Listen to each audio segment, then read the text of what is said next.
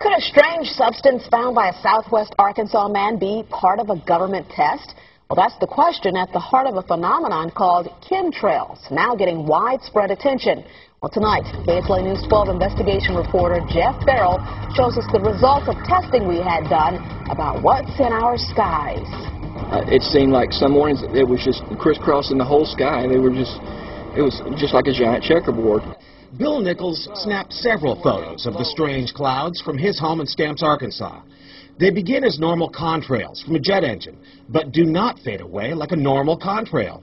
Soon after, he saw particles in the air. You know, because we'd see it drop to the ground in a haze. Nichols then noticed the material collecting on the ground. This is water and stuff that I collected in bowls. I had it set out in my backyard on my dad's pickup truck. KSLA News 12 had the sample tested at a lab. The results?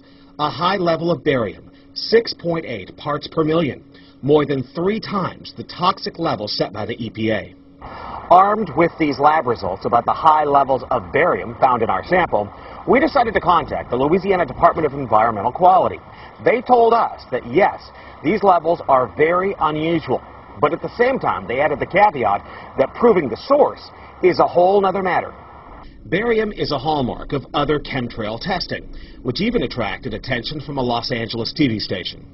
There's already no shortage of unclassified weather modification programs by the government. But those who fear chemtrails could be secret biological or chemical testing on the public point to the 1977 Senate hearings in particular, which confirmed 239 populated areas had been contaminated with biological agents between 1949 and 1969. Later, the 1994 Rockefeller Report concluded hundreds of thousands of military personnel were also subjected to secret biological experiments over the last 60 years. But could secret testing be underway yet again? I'd rather it be something inert and benign, you know, something that's, you know, not causing any damage, but I'd like to know what it is.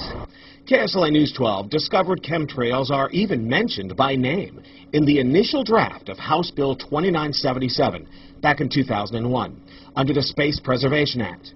But the military denies any such program exists. Jeff Farrell, KSLA News 12 reporting. And, you know, it turns out until 9 years ago, the government had the right under U.S. law to conduct secret testing on the American public under specific conditions. Only a public outcry repealed part of that law, with some exceptions. Now, Jeff's report mentioned high levels of barium linked to those alleged chemtrails. We wanted to find out exactly what effects barium has on the body.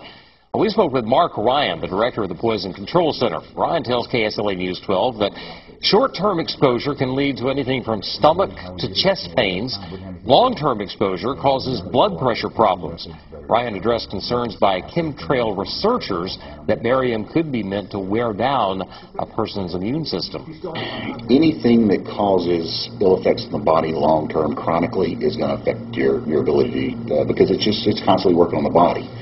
So from that aspect, yeah, that's a potential.